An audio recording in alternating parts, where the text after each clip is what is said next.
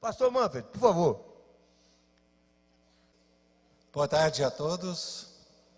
Prazer estar com vocês e compartilhar algo que, para mim, também em termos de aconselhamento, é dos assuntos mais importantes.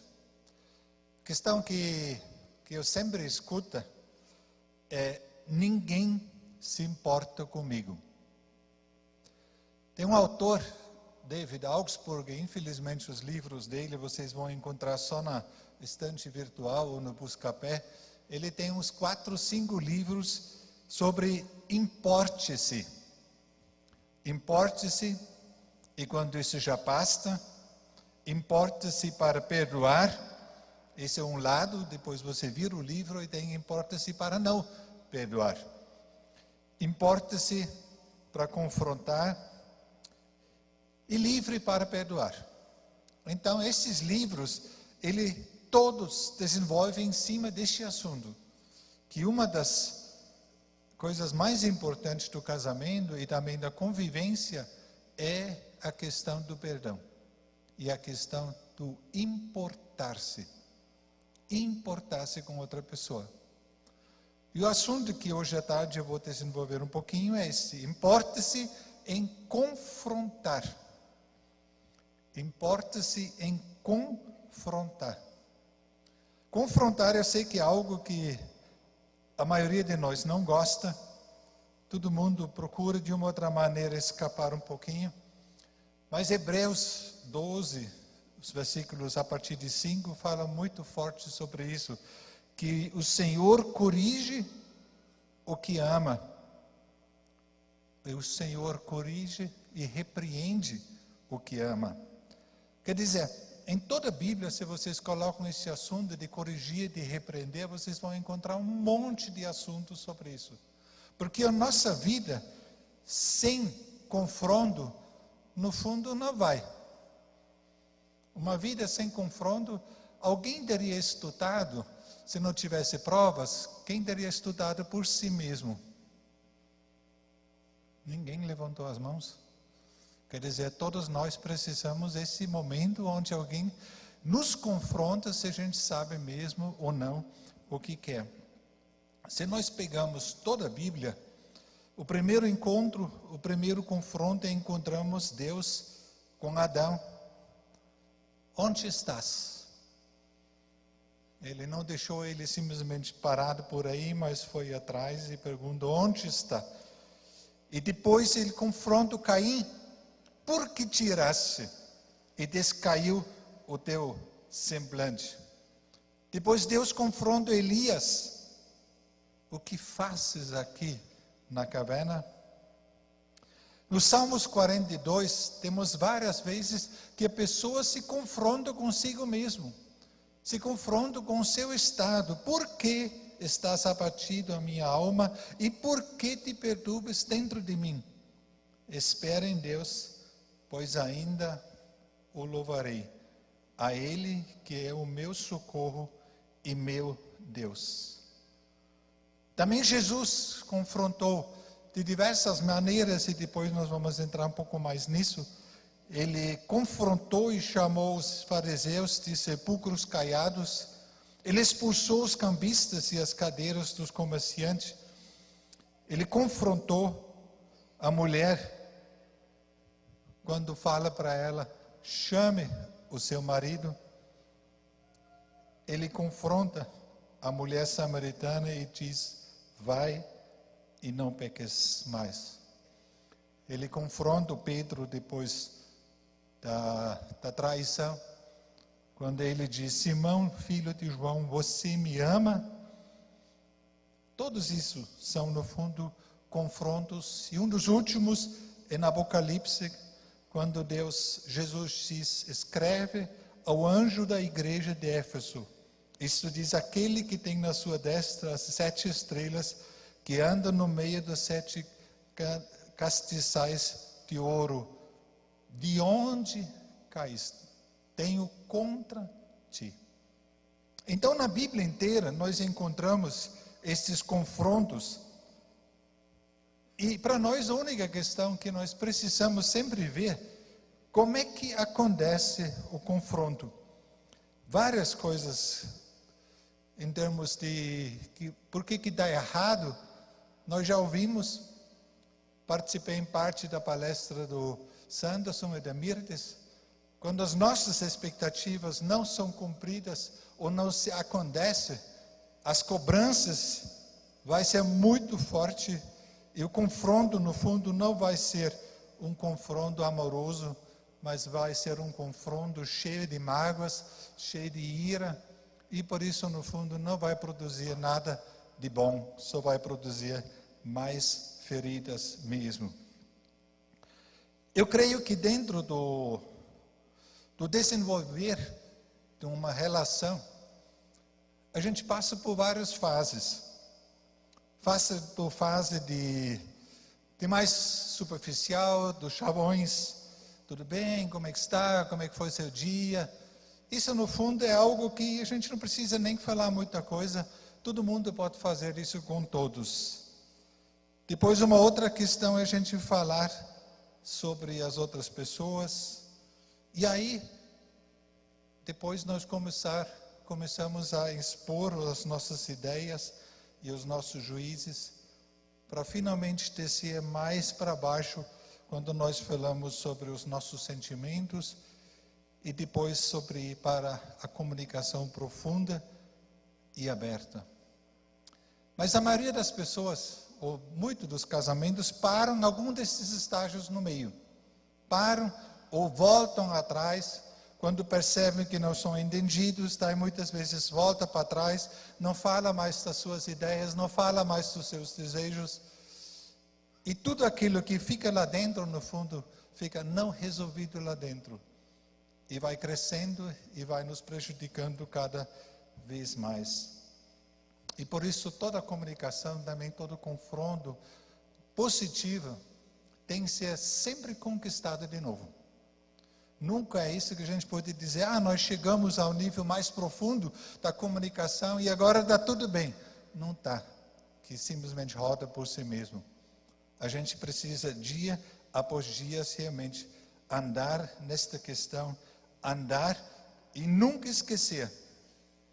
Tudo que você enterra, permanece viva dentro de você. Não morre. Não morre. Até esses dias, esta semana eu li sobre pessoas que morreram e até descobriram que algumas coisas começam a viver depois que a pessoa morreu. Então nunca as coisas de fato acabam, a não ser que a gente põe para fora e vence mesmo. Então muitos dos feridas e muitas das coisas que nós engolimos lá dentro, na hora de confronto, na hora de querer acertar, aí no fundo eles saem de tal maneira que a gente se assusta. Como é que eu nunca percebi isso? Isso no fundo tanto faz se é com crianças, adolescentes, ou como casal, ou com outras pessoas. Aliás, muitas vezes os problemas dos adolescentes é porque os pais não perceberam que os filhos foram engolindo muito, que os relacionamentos foram se tornando cada vez mais superficial, e daí quando o filho vem na adolescência, ele estoura com tudo isso, e os pais às vezes falam para mim, mas pastor, ele sempre ou ela sempre era tão bonzinha. Falei, pois é, talvez era mais marcado pelo medo do que pela liberdade, e agora que se sente um pouco melhor, agora de fato vai pondo para fora. Confronto no fundo não é uma contradição ao amor, ao contrário, amor e confronto são duas coisas que um faz parte do outro. Confronto e amor une verdadeiramente aquilo que é útil. Porque, como eu já falei, se a gente não confronta, no fundo vira um amor sem qualquer sentido, sem qualquer direção. Agora, quando a gente ajunta as duas coisas, aí de fato você vai comunicar para outra pessoa, olha, eu me importo com você. E por isso eu quero pôr a minha opinião, a minha ideia, os meus sentimentos. Eu me importo com você, eu acolho com você, mas também quero que você me acolhe. Quero que você também me passe as informações que eu não estou vendo. Muitas vezes as discussões entre o casal, no fundo, acontecem porque as pessoas não se preocupam de entender o que outra pessoa fala, mas façam seus julgamentos e em cima do julgamento depois respondem. Quando eu faço aconselhamento de casais, muitas vezes eu sento o casal um na frente do outro e antes que um pode responder, ele tem que repetir tudo que outra pessoa fala e falou. Por que isso? Isso simplesmente visa de cortar aquela tendência que nós todos temos. Enquanto o outro fala, eu já vou pensando naquilo que vou responder.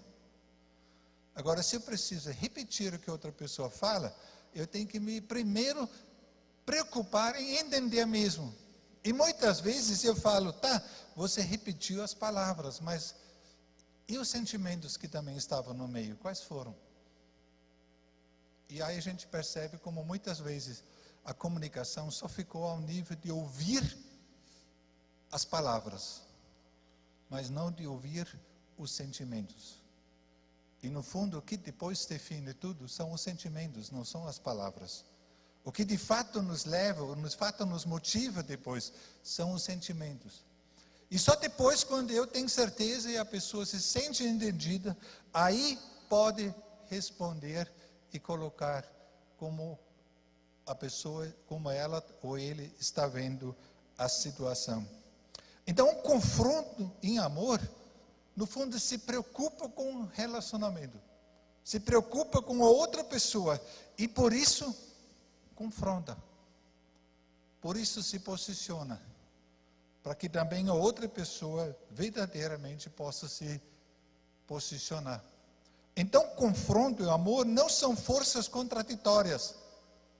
Eu lembro quando os nossos filhos ainda eram pequenos, uma senhora me perguntou, mas pastor, ela era solteira, irmã, diaconisa, você não tem um sentimento diferente quando você tem que disciplinar os filhos? Eu falei, eu não. Eu disciplino porque eu amo. Eu disciplino porque eu não quero que eles continuem nisso ou naquilo. Então, no fundo, quando nós não corrigimos, quando nós não confrontamos, estamos falando, no fundo, eu estou nem aí, faça o que quiser. Eu não me importo com você. Eu não me importo. E aí depois as coisas andam totalmente errado. Porque o que muitas vezes acontece, não é que o confronto é algo errado, mas a maneira como nós fazemos é errado. Aquilo que o Sanderson e Merdes falaram, na hora do confronto, aí vem à tona toda a frustração que está dentro de mim. E daí vem aquela piada, né, que um homem estava junto com outros, e ele pergunta, mas que horas são? Eu preciso ir para casa.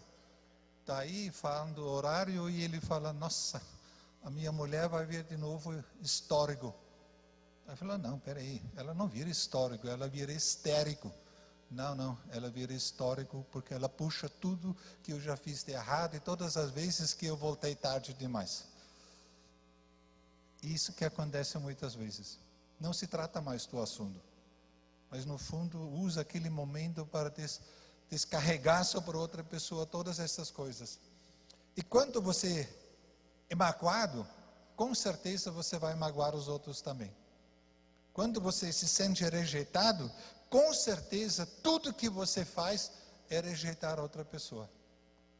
Porque muitas vezes a pessoa rejeita porque tem medo de ser rejeitado, então antes eu já vou rejeitar. Tá? E no fundo o que nós precisamos fazer é aprender a pensar sobre diversas formas como a gente pode lidar, então, ou confrontar. Neste livro que eu falei para vocês, Importa-se em Confrontar, ele no fundo fala em 5 possibilidades de você lidar com a situação. Primeiro, eu me imponho. Segundo, eu vou sair fora. Eu não quero nem saber. Eu vou me retirar. Terceiro, não, faça, vou ceder, não quero implicar com isso. Então, todos esses 3, no fundo, já são negativos. Porque por mais que você faz ou outra pessoa faz, no fundo perde. Hoje se fala muito, tem que ser uma situação de ganho-ganho. Quer dizer, eu tenho que ganhar, o outro tem que ganhar. Nós dois precisamos sair com esse tipo de sentimento. Não importa a decisão que nós tomamos, mas foi para nós dois uma decisão viável. Viável para nós dois. Talvez não foi a melhor e muitas vezes não vai ser a melhor. Mas a visão é uma decisão viável. Ou então o quarto, vou ceder, tá? Meio a meia. Que muitas vezes também não é uma boa. Porque eu não gosto da palavra ceder. Porque ceder significa algo que eu tenho que fazer. Goste ou não. Então muitas vezes desce até aqui, depois numa hora que eu não quero, aí eu vou cuspir para fora. E o último, no fundo, eu me importo conosco. Eu me importo com nossos relacionamentos. E por isso eu vou aguentar. Nós vamos conversar e vamos chegar a um bom consenso para nós dois. Nós vamos vencer essa situação. Eu não estou falando que todos estão errados e este é o último. Porque tem situações e momentos que a gente realmente, principalmente como pai que tem talvez filhos pequenos, os meus 5 já têm de 29 até 39, então já são grandes, já é uma outra fase. Hoje já tem os 4 netinhos, vai fazer amanhã 2 semanas. Então são fases diferentes. Mas mesmo assim, eu preciso aprender a me colocar. Eu preciso a me posicionar. Então, primeiro, eu me imponho, no fundo, posso ganhar, mas vou perder a outra pessoa. Então, o preço que você vai pagar, se você faz isso, e principalmente, quando você faz o outro de errado, ele não entende as coisas. Que no fundo, a pessoa vai fazer o item 3 de ceder, mas você não tem mais outra pessoa junto contigo. Então, em momento algum, pensa sobre a situação de se impor. Porque você usa uma outra questão para usar de força para se impor com outra pessoa. E tudo que nós fazemos à força é contra aquilo que nós ouvimos de 1 Coríntios 13. Porque o amor não procura os seus interesses. O amor vê também o outro. Por isso Jesus diz, de amar o próximo como a si mesmo. Aí vocês podem ver um outro ponto. Quando eu não me amo, quando eu não me aceito, como é que eu vou amar a próxima pessoa? Como é que eu vou aceitar a outra pessoa? Eu estou brigando comigo.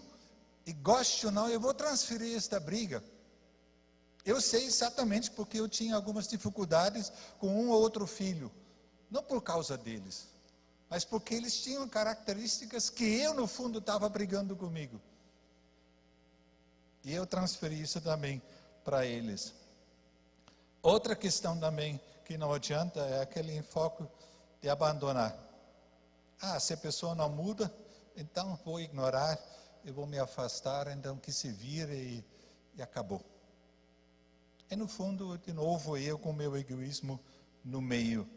Meia, já falei, mas o verdadeiro é, eu quero saber de você. Eu quero saber de mim. Eu me importo com você. Eu me importo comigo. Mas também me importo com o nosso relacionamento. Das coisas que são possíveis entre nós dois. E por isso nós vamos achar uma boa solução para nós dois. Como eu já falei, muitas vezes não é a melhor.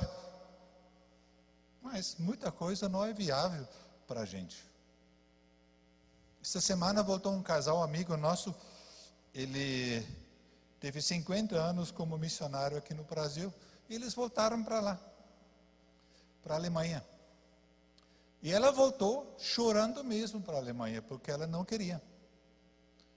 Mas os dois entenderam que chegou o momento que a decisão correta, você conhece o Walter Isidore, a decisão correta é voltar para a Alemanha. Por mais que emocionalmente o coração vai ficar aqui. Eles estão felizes que estão com um navio de carga indo para lá, então vão ficar 2 ou 3 semanas no navio e querem aproveitar este tempo para unir a cabeça ou a decisão racional com as emoções. E daí começaram uma nova fase. E é isso que no fundo para mim muitas vezes é a questão. Eu preciso unir as duas coisas. Eu preciso unir o meu raciocínio com o amor que eu tenho pelo outro. E pode até ser num momento que eu acho que eu estou mais certo do que outra pessoa. E se os meus argumentos de fato são melhores, o amor vai me fazer paciente para ajudar a outra pessoa a entender por que eu estou firme na minha decisão. E aí o confronto não vira um afronto, não vira uma discussão, mas permanece um diálogo. Porque o que eu quero? Eu não quero saber do meu, nem do teu, eu quero saber do nosso, nós dois. Isso eu quero. Então essas questões são muito importantes e quando nós olhamos para Jesus, ele no fundo vivia todas essas situações. Ele teve momentos onde ele se impôs, ele teve momentos onde ele se retirou. Quando o pessoal de Nazaré rejeitou ele permitiu as coisas, ele foi, e de repente, num certo momento, ele foi no meio deles e se retirou.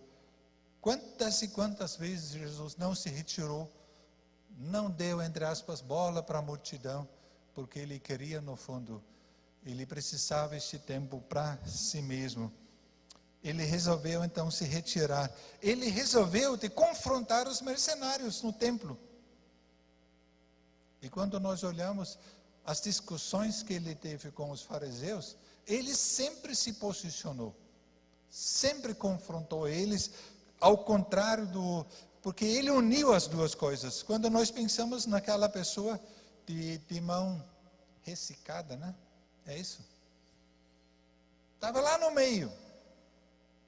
E ele sabia que no fundo os fariseus armaram isso para ele, para pegar ele, se ele vai curar no sábado ou não.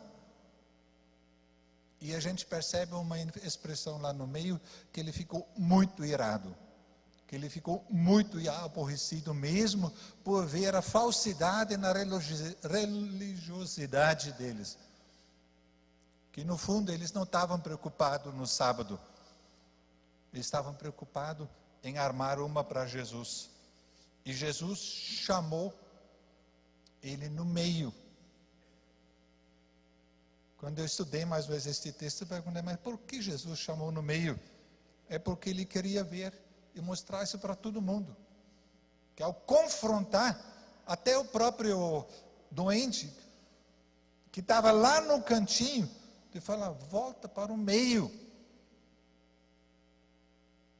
E os outros podem ver a cura, porque para mim é mais importante de ver você restaurado do que seguir uma regra que mata. Por isso Paulo diz, a lei mata. A lei, quando nós não entendemos que as regras e tudo, no fundo, nós não podemos viver verdadeiramente. Eu estava lendo no início do estudo, quando eu preparei, aquele texto de Oséias 2, quando Deus diz, eu vou me casar com você, agora para sempre. Vou me casar com você de verdade, e como é de direito, com amor e ternura.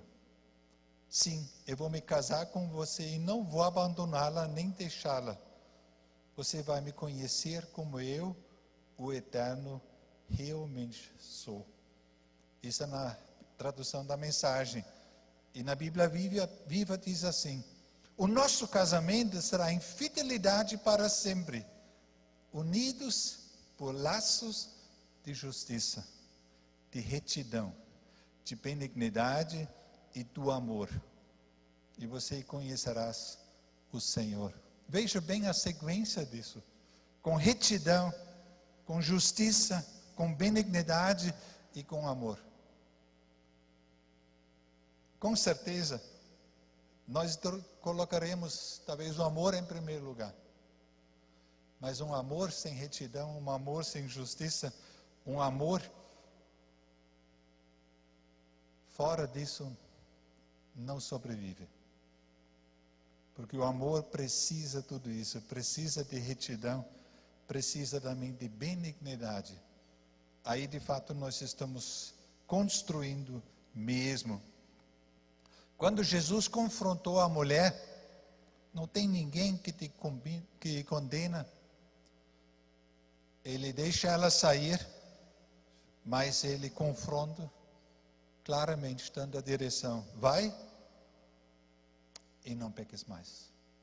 Quer dizer, é uma direção clara. Então nisso, Jesus esperou até aquele momento para dizer isso para ela. Outras vezes Jesus foi muito mais rápido. Quando ele falou com um jovem rico, diz: e ele o amou. Mas não teve medo de confrontar. Vai, vende tudo o que tens e dá aos pobres. Então vem e segue-me. Ele nunca mais voltou. Então tem posicionamentos que outra pessoa vai precisar tempo para realmente entender. E assim eu poderia citar ainda vários outros. Mas o amor precisa de confronto.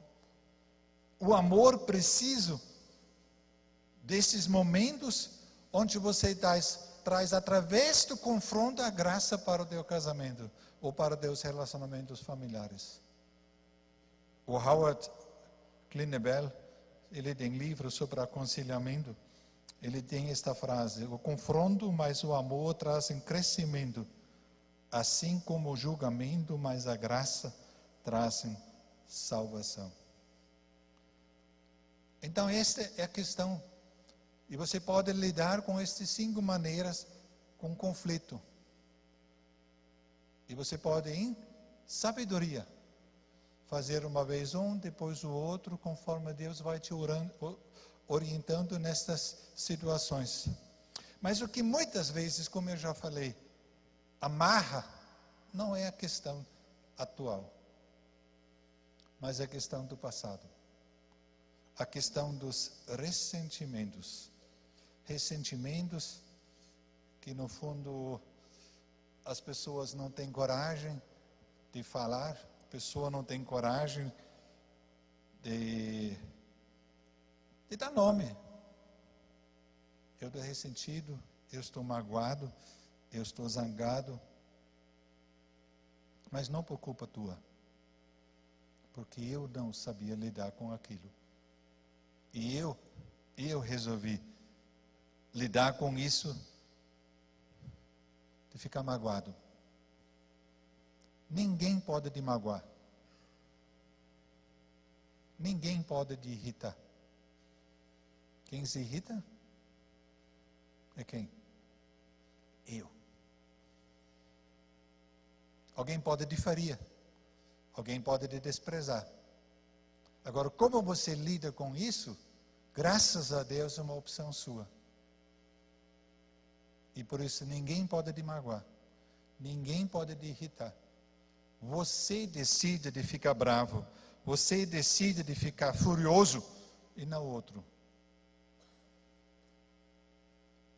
Se nós pegássemos só essas poucas palavras, a gente percebe a maneira perfeita como Jesus fez isso. Como ele sempre, ele definiu para si mesmo como ele vai agir. No final foi depois quando ele enfrentou, quando ele se encontrou com aqueles que iam levar ao cruz. Ele não se escondeu.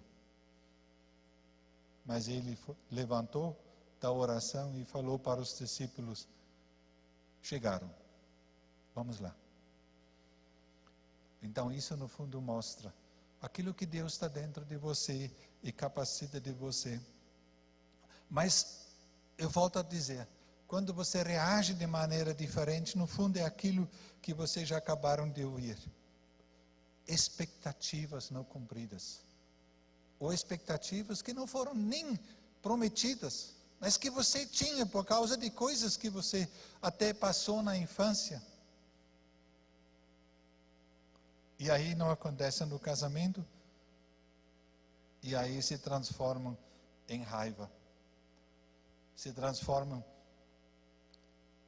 em pensamentos, eu não tenho valor mesmo. Eu lembro de um dia, para mim isso foi um dos exemplos mais simples, que uma senhora traída pelo marido, ela falou para mim: pois é, pastor, o meu pai já sempre falou, você não é uma belezinha, você é inteligente, mas não é uma belezinha. Então, meu marido tem toda a razão em me trair. Imagina, é loucura. Mas no fundo ela tinha acolhido alguma coisa daquilo que o pai tinha falado para ela. E em cima disso, ela justificou o adultério do marido. E quando depois a gente trabalha, percebe, no fundo, que ela mais almejava que alguém reconhecesse o seu valor. E que acredita naquilo que eu sou. Independente se os outros reconhecem ou não, eu sou de valor, eu sou digno de ser amado. Porque eu sou filho de Deus, eu sou filha de Deus, e isso basta.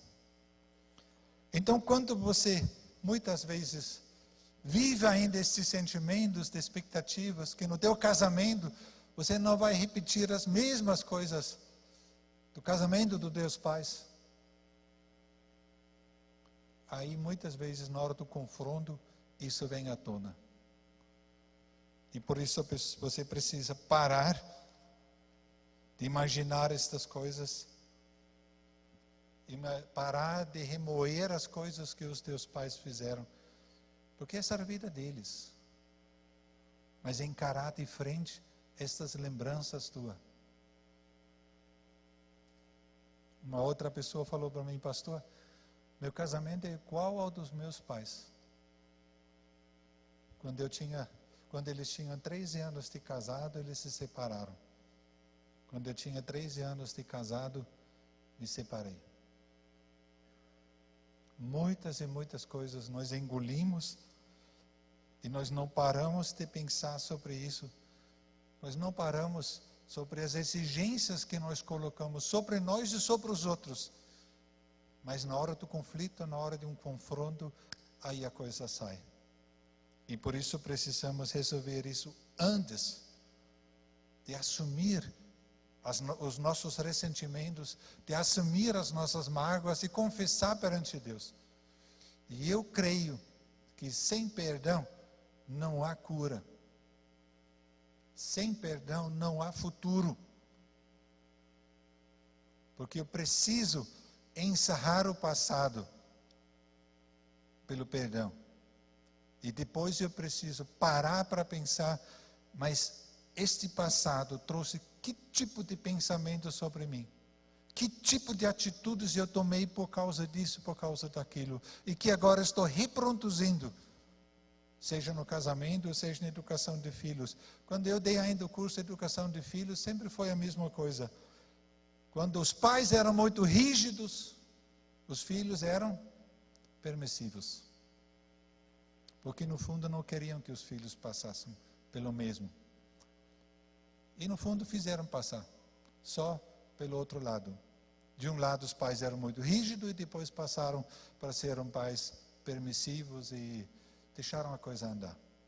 Então eu não posso edificar a minha vida sobre mágoas, sobre ressentimentos do passado, porque na hora do confronto isso surge. E isso vai impedir de termos um confronto verdadeiro. ama como você ama a si mesmo. Jesus diz: amarás o teu próximo como a ti mesmo. Então, se você quer coisas para você, dá o direito também para outro.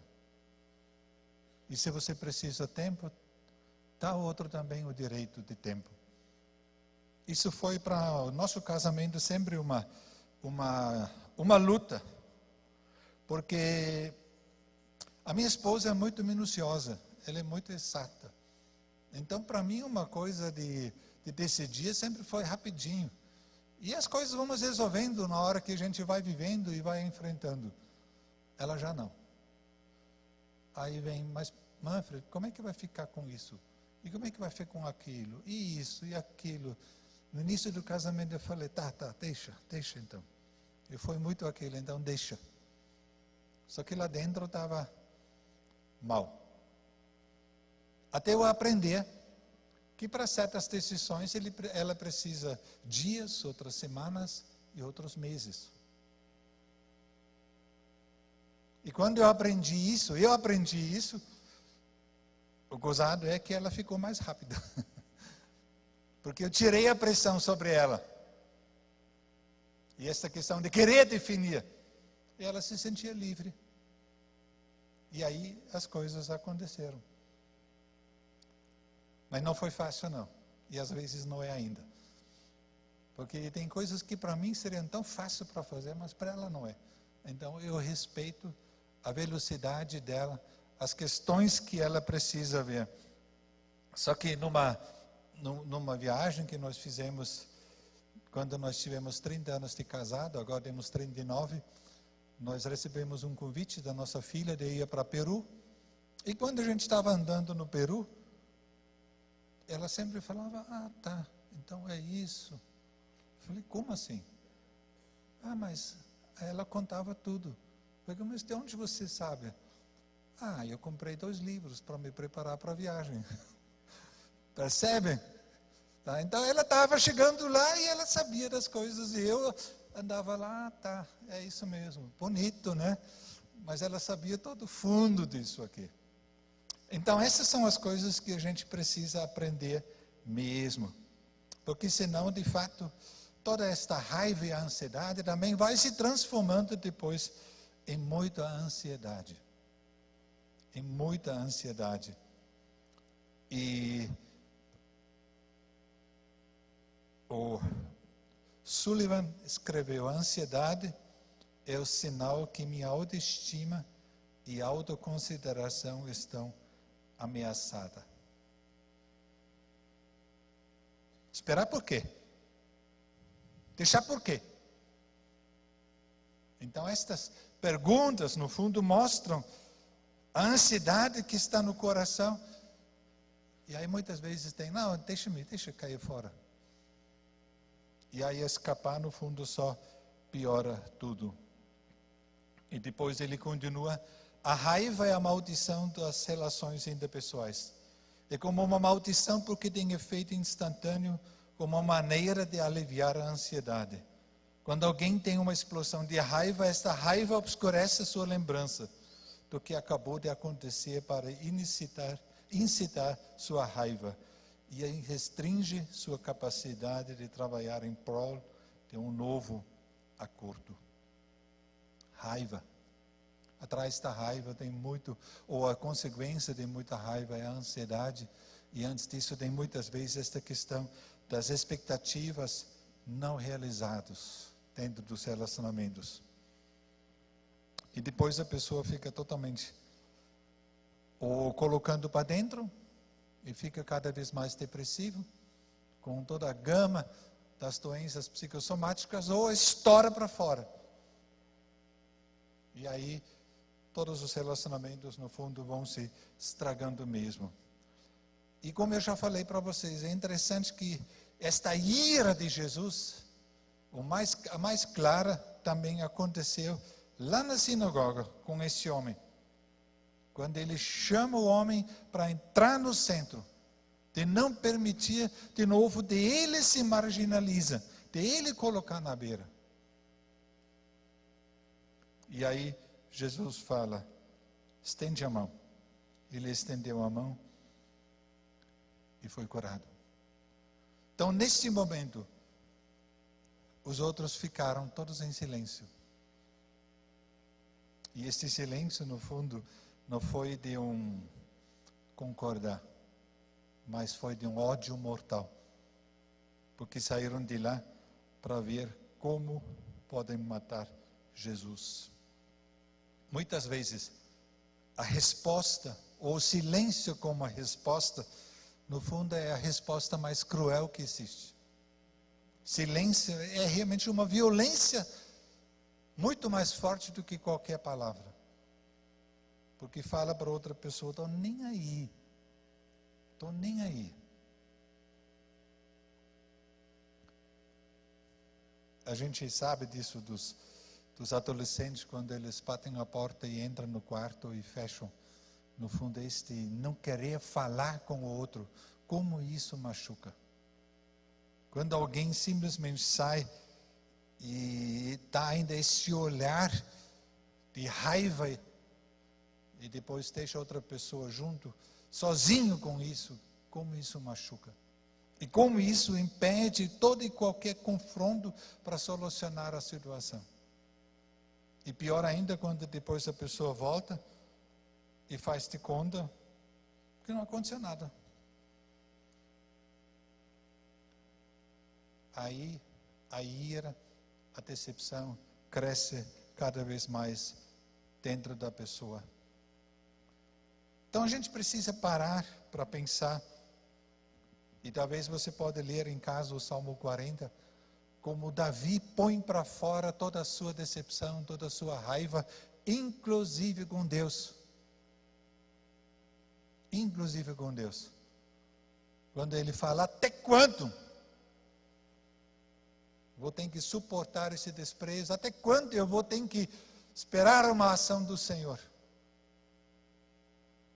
No início ele escreve, esperei já pacientemente pelo Senhor.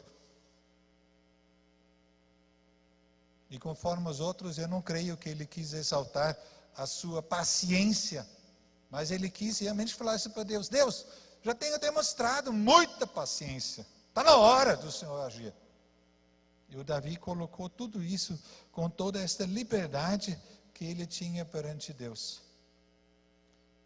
Mas depois também mostrou o caminho. E o nosso caminho é no fundo uma porta só. E a porta se chama de arrependimento. Arrependimento. Se nós queremos voltar a ter um relacionamento limpo, puro, um coração puro, então essas coisas têm que sair. E a porta de saída se chama arrependimento.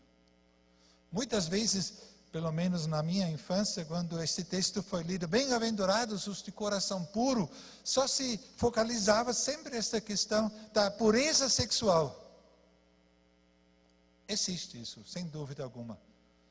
Mas muitos têm um coração impuro por causa de ódio, por causa de amarguras, por causa de mágoas. Tanta coisa que foi acumulado no coração, que o coração está impuro. Então, arrependimento é no fundo a porta da saída. Quando eu assumo as minhas ações e as minhas omissões. E quando eu não falo mais, no CR a gente sempre fala, para nós só existe uma palavra, eu. Eu errei. Eu não soube lidar. Eu fiz isso. Então, quanto mais eu lido com esse eu, e quanto mais eu mesmo assumo, mais eu entro nesse processo de arrependimento. Eu volto a restaurar o amor dentro de mim. Eu volto aquele caminho que João diz, de um coração, de me aperfeiçoar no amor.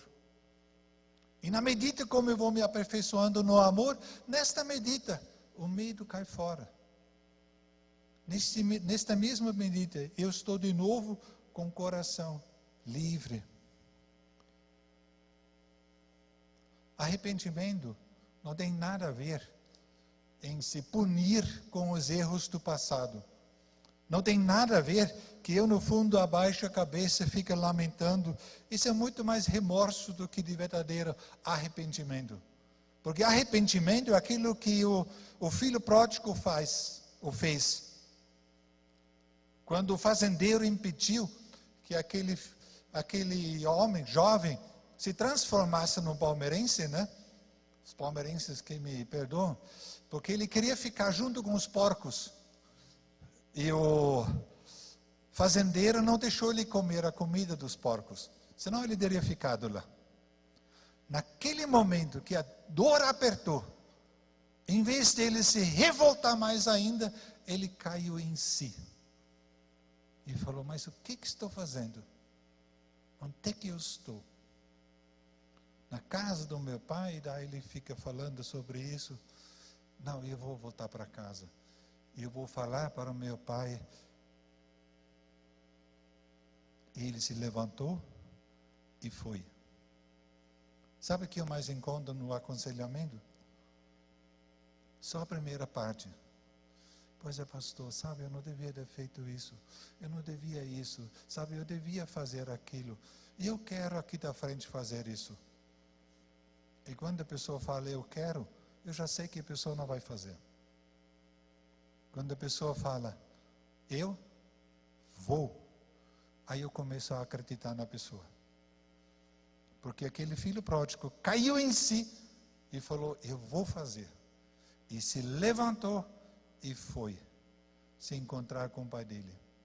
Então, arrependimento, no fundo, é isso. Você saber onde você está. Você está ciente daquilo que você, no fundo, deixou para trás.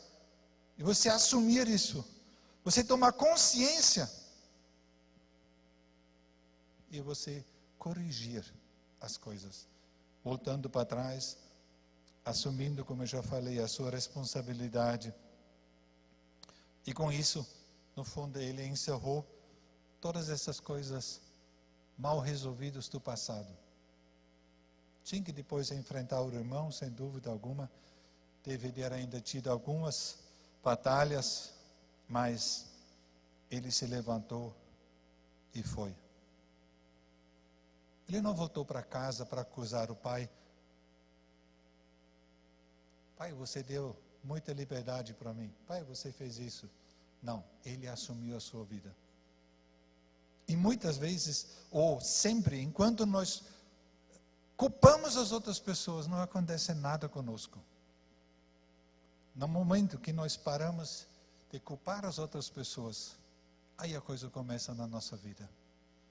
No momento que nós confrontamos a nós mesmos, Manfred, por que você está assim? Aí começa a mudança na minha vida. E quando eu estou em paz, quando eu estou arrependido, e realmente neste significado cristão total, de mudança de mente, de mudança de atitudes, de ter este processo na minha vida, aí as coisas tão endurecidas dentro de mim vão começar a se derreter. E aquilo que foi rígido, que foi uma muralha, vai caindo, e no lugar do muro, do abismo, no fundo vão se criando pontes e possibilidades de um novo início. Em Provérbios, e com este texto eu quero terminar, diz, eu vou ler em duas, na versão a imagem e depois na versão da atualizada. A imagem diz, vigia sempre os seus pensamentos, deles depende a sua vida. Não se distraia com conversas maldosas. Evite a falsidade, mentiras e fofocas. Mantenha os olhos fixos à frente. Não se distraia com coisas fúteis. Olha sempre para onde anda e que o chão onde pisar seja bem firme. Não olhe nem para a direita nem para a esquerda e fique bem longe da maldade. A versão que a gente mais conhece é esta: acima de tudo, guarde o seu coração, pois dele depende toda a sua vida. Afasta da sua boca as palavras perversas. Fica longe dos seus lábios a maldade. Olhe sempre para frente. Mantenha o olhar fixo no que está diante de você. Veja bem por onde anda, e os seus passos serão seguros. Não se desvia nem para a direita, nem para a esquerda. Afaste os seus pés da maldade. Vocês percebem quantas e quantas palavras nós temos aqui para praticar? Temos proteger, temos limpar. Porque em coração puro, de fato, podemos fazer, ou podemos dizer para outra pessoa: eu me importo com você. E por isso eu confronto. Por isso eu quero ouvir você. Quero ver você. Quero entender você. Mas também peço que você me ouça. Peço que você me veja. Escuta. Eu quero que você não fique somente ouvindo as minhas palavras com a cabeça, mas também com o coração. Estes dias, lá no plantão pastoral, nós sentamos juntos para falar sobre os atendimentos e a gente sempre volta à mesma questão. A questão central se chama ouvir. Ouvir. E quem sabe ouvir profundamente e abertamente, com o coração limpo e puro, depois fala desta maneira. Então, se você precisa confrontar e precisa, então olhe primeiro dentro de si mesmo, se confronta. Há em mim um caminho mau? Há em mim ainda ressentimentos, coisas? Então se purifica primeiro. Até o afastar pode ser que você fala e você admite: eu preciso de um tempo para mim. Eu preciso estar comigo em paz. Por isso, neste momento, eu não sou capaz de falar. Por mais que eu gostaria. Mas eu preciso voltar a assumir daquilo que eu acho, que eu sinto, que eu quero. Para eu estar claro nisso. E depois transformar este eu, de fato, em nós. Abaixe a sua cabeça. Eu não sei como tem sido os confrontos que você teve, não importa com quem, não importa com quem. Pode ser na firma, pode ser com o cônjuge, pode ser com o filho. Confronta primeiro a si mesmo. Como é que está meu coração?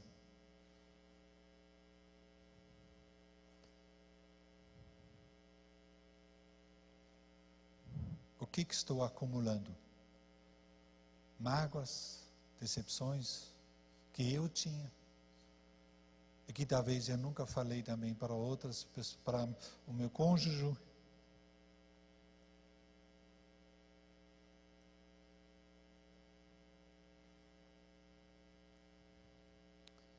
E lembre-se, ceder sempre não adianta nada. Acumular queixas, menos ainda. Fazer declarações insinceras para encobrir tudo é pior ainda.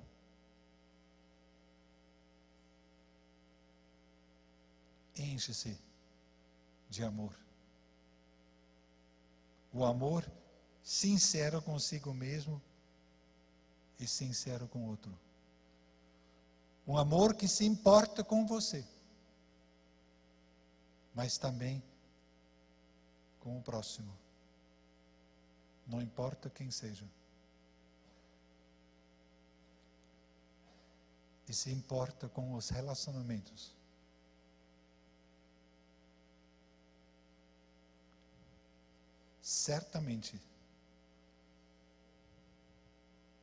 certamente a tua vida vai ser uma vida que agrada a Deus. E também vai te agradar. Não digo que é sempre fácil, porque para a maioria fugir é muito mais fácil do que enfrentar. Mas tudo que você foge, você vai pagar lá na frente. E quando você vai enfrentar lá na frente, é muito pior. Porque cresceu e você se enfraqueceu muito. Com certeza, o desgaste fora dos caminhos de Deus são grandes. Não permite isso por amor a você. E Pai querido, Jesus vivia tudo isso de maneira tão limpa, que nós te damos graças por Ele estar habitando em nós. Obrigado, Deus, por teu trabalho de nos transformar na imagem de Jesus, que nos enche realmente com graça e com sabedoria, para enfrentar e para confrontar, ou para saber o momento exato de entrar e sair, de ouvir e de ficar calado e de falar, que tudo seja realmente feito com um coração puro,